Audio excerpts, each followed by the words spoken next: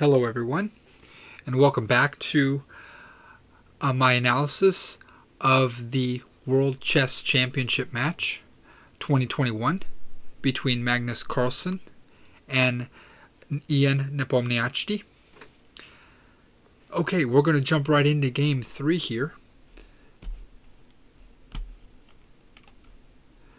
Again, we featured Reyes with the white pieces, and here we're going to see if he managed to come up with anything new against the world champion. Typically, the player with the white pieces is considered to have the slight edge in choosing the openings and trying to dictate the game and how it turns out. So here we see Reyes begin with e4. Carlsen responds with e5 and then knight f3. Carlsen responds with knight c6, and we get bishop to b5. So we're right back to the Ruy Lopez opening that we saw in game 1. Then Carlsen responds like in the first game with a6. The bishop backs off to a4.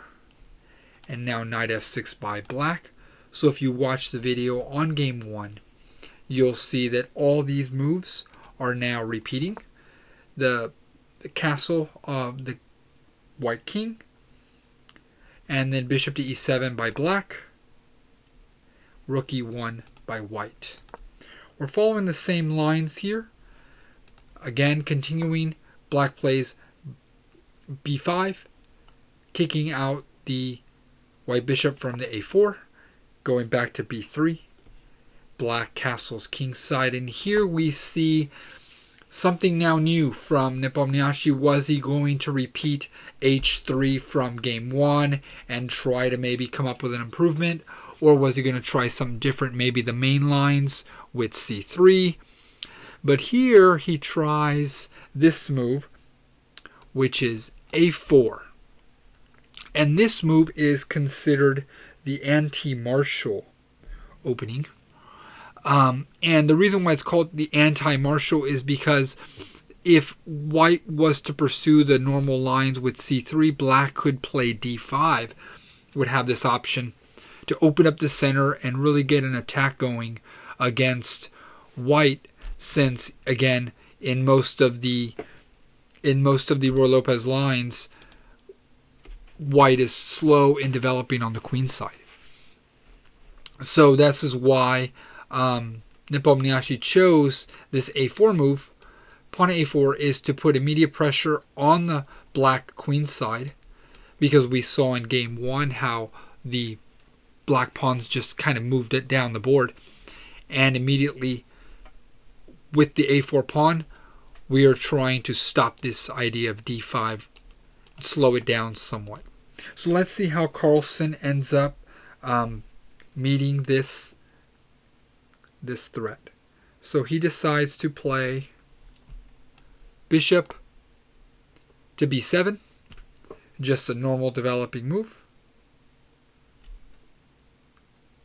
And then Reyes responds with the move d3. Developing the center, allowing the light square bishop to come out, and reinforcing the e4 square. e4 pawn, and then now d6 by black, again reinforcing their strong point at e5. White continues knight on b to d2.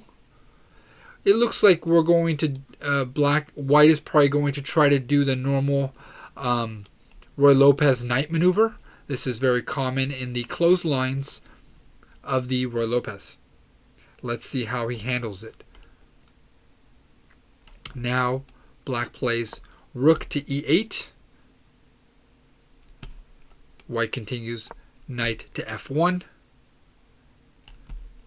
Black plays h6 in order to keep any bishop or knights off of the square g5 a little bit later on, and also giving the king a little bit of luft in case the back rank does get a little weak We don't want to move the king right now because then our f7 pawn will be hanging.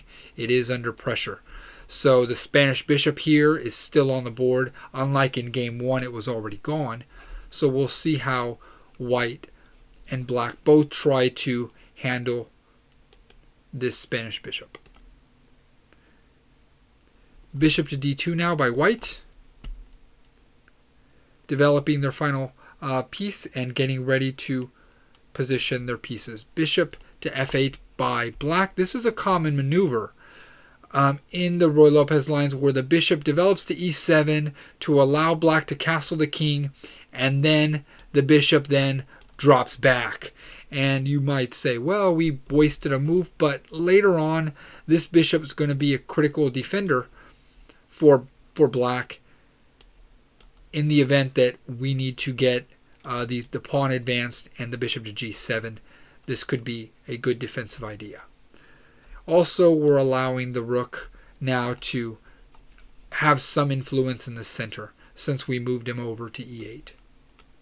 Continuing on, knight plays to e3. Now, typically in the Ruy Lopez lines, the knight here would go to g3 and then possibly put some pressure on f5.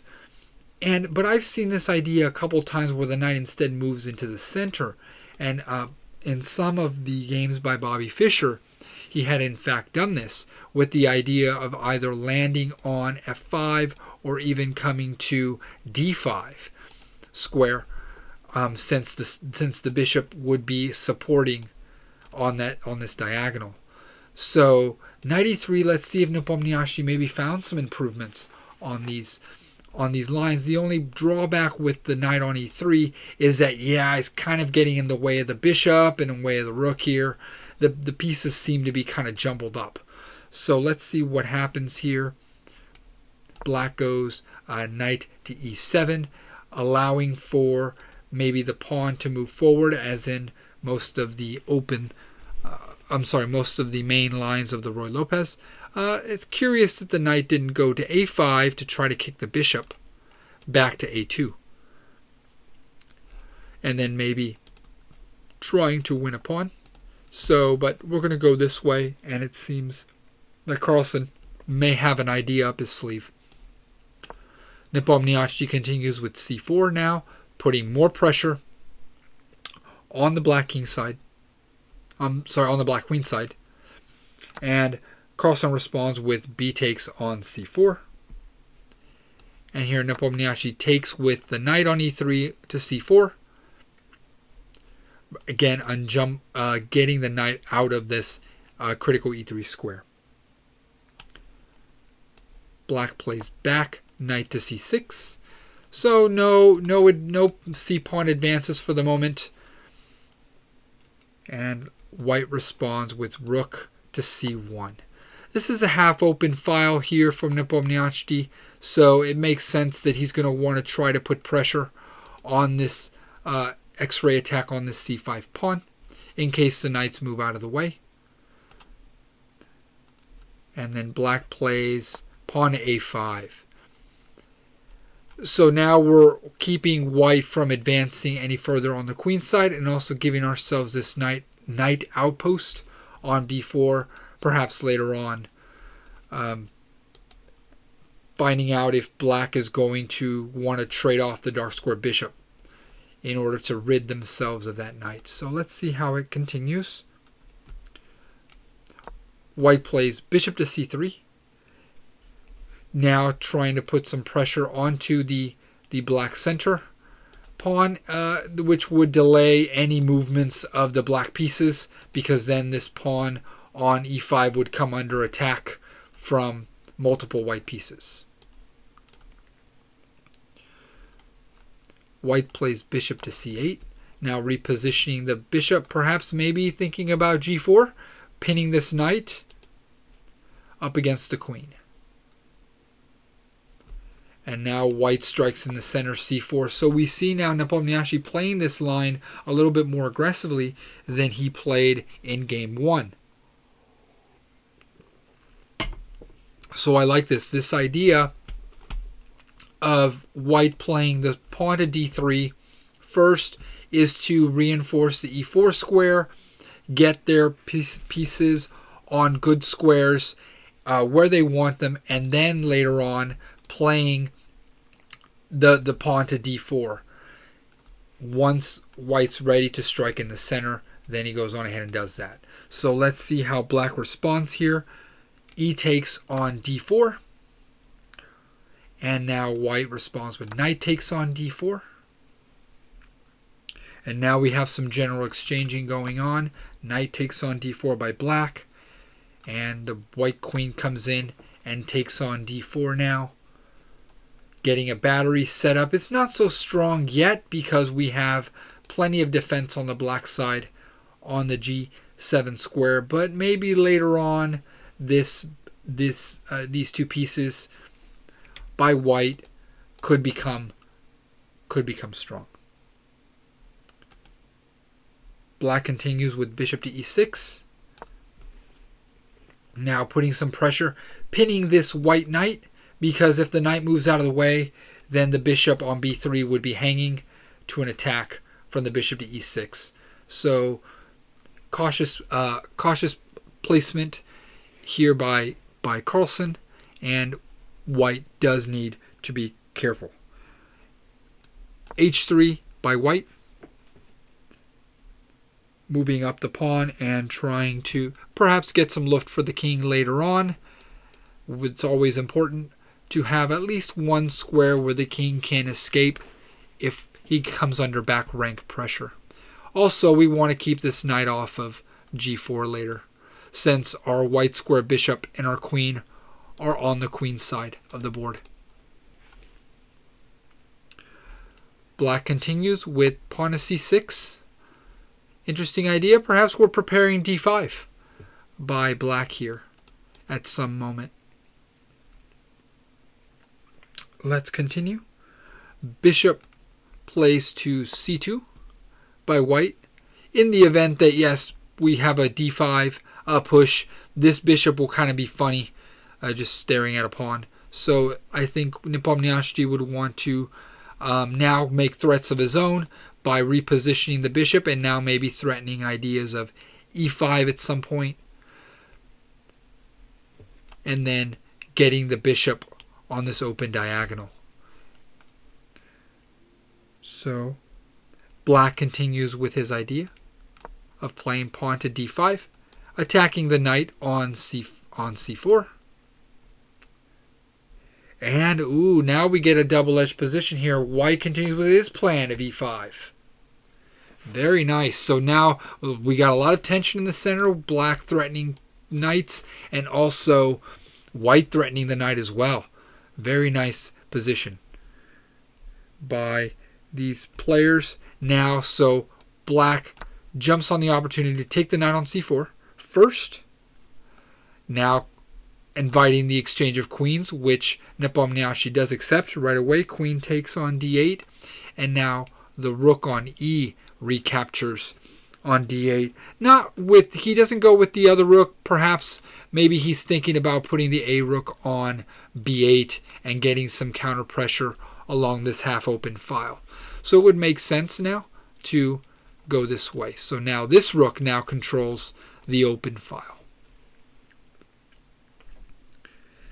White continues now with pawn takes on f6, now regaining the material balance. And black continues with the move bishop to b4. He doesn't take on f6 because black would lose a pawn. Let's just look at that idea really fast. If g takes on f6, then we would just drop a pawn here with a tempo attack on the rook. So not a very good exchange for black. So he opts not to retake and instead counterattack with the bishop on b4, which in turn will force this bishop now to either trade or find some other move. So let's see how white deals with this. He takes on g7. Pawn takes on g7. And then black takes bishop to c3. the pawn retakes the bishop on c3, and only then does the king now capture on g7. So the sequence now ends up, instead of black being down a pawn like we looked at the previous line, with this idea, now black has maintained the material balance and can try to fight for some advantage rather than being down material. So white king plays to f1, getting close to the center. As we are now starting to move more into an endgame, we want the kings in the center ready to support the position. Now we see by black, Carlsen plays rook on a to b8, seizing the open file. And now we see an interesting position by black, having their rooks on the only two open files on the board currently. So this definitely, even though the evaluation gives it as an equal game, black has certainly made a good showing here, having a positional advantage. And it remains to be seen, okay, how is white going to use this bishop, the Spanish bishop we still have on the board along this diagonal? Now with the queens off the board, it may not be so clear how we're going to use it. And of course, this rook is still having to find some good employment. And the rook on e1 seems to be pretty well placed. As soon as this e6 bishop moves out of the way, then the rook will also command an open file of their own. So continuing, white now challenges one of the black rooks with rook to b1, saying, okay, are you going to exchange rooks and leave me with the open file? Or are you going to move the rook out of the way and then give me the open file without a contest? Carlsen decides to move the king closer to the center and now put the question to white, whether they're going to give up the open file or if they're going to find another move. And Nepomniachtchi does blink, and he takes the rook on b8, thus giving Carlsen the open file on the rook on the b file, which is the open file. And then again, he decides to challenge the rook once again, offering Carlsen to trade off his two best pieces. And Carlsen obliges. He takes the rook on b1 with check. Bishop recaptures on b1. And now the black king takes a dominating position in the center of the board as we transition into a bishop and pawn endgame. Now, as a general rule, strategically, when we have the bishops of the same color in a king and pawn, and a king and pawns also on the board, these positions tend to be drawish. Not all the times. You have to have the right positions and the pawns on the correct squares and the kings not really influencing in the key squares for it not to be a draw. But right now the evaluation is giving it as completely equal, so we may be seeing this position now kind of go into a draw unless one of these players either makes a mistake or really finds a way to break open or gain some kind of progress in the position. So white king plays to e2, and black plays pawn to f5, bishop to c2 by white, as there's really not a whole lot of moves for this bishop to make. Kind of just burning a move, kind of a waiting move, waiting to see how black responds. Black continues pushing with pawn f4, hoping to maybe try to break up this pawn structure by white and allow black to get into the white position. But now white continues their non-strategy, which is just shuffling the bishop back and forth, waiting to see how black is going to make progress, because he really can't make too much progress, as we see now with black's next move, pawn to c5. These pawns aren't going anywhere. They're locked behind this white pawn. And it's going to be hard to see how the black king approaches, because we obviously can't move the king to this square, the d4 square. So he has to move forward, but then we really can't flank the position because of the bishop covering all these squares. So it's hard to see how black's going to make any progress here. So white continues to shuffle. Bishop to c2. Saying, okay, black, what are you going to do? Bishop drops back to b7, putting pressure now on the a4 pawn so that now white can't shuffle back because then he'll lose the pawn. So white has to come up with another move. And here we see f3. King drops back to f6. Maybe now we're seeing an opening for the black king to maybe come in back here and harass. But this is going to take a lot of moves. 1, 2, 3, 4 moves. I'm sure white can find a way to block this in time. But nonetheless, Carlsen is trying to keep the position alive. But Nepomniachtchi stops him right away with h4. Now no more king to g5. So black goes back to e5. Try to find another way. King to f2 by white. Maybe he might try to break open the position by moving the pawn forward and forcing exchanges. But I wouldn't be too confident about it because king goes back to f6. And then the white king shuffles back to e2.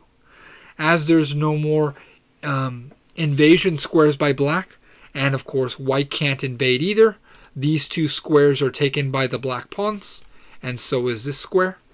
And so it's hard to see how the white king is going to get into these, break open the position. All these squares are taken. So it's critical in the bishop and pawn endgames in order to win the game, your king has to be able to get into the enemy position behind the pawns and start creating threats. But if you can't advance into the opponent's position, then there's no hope for you to win this position. Carlsen placed all of his pieces on the correct squares to keep white from advancing. And of course, if we look at the white position, white has already blocked all of black's invasion squares. So the black king is also not going to be able to advance onto the white side. And so this is why these next couple moves, we've noticed that we've made it to move 40. And so we've met the time control, which means that the players got another hour added to their clocks. But it didn't matter because, as I just showed, neither side can make any meaningful progress. And so they shuffled their kings back and forth. And here they agreed to a draw. Neither side can break into the other side's camp and try to win this game. There's just no way. So instead, they just agree to a draw. Because if they try to break in with pawns, for instance, if white tries to, he might actually take too much risk because now he's opened up invasion squares for black. And of course, on the black side, because his pawns are on islands, this is a pawn island, this is a pawn island, that's a pawn island, that's a pawn island, he can't hope to exchange off pawns in order to create an opening for his king. So here they agreed to a draw and the game ended. So both players are tied at the end of 3 with 1.5 points each, and we go to game 4 to see if there's going to be a decisive game. So thank you so much for watching, and I'll see you on the next video.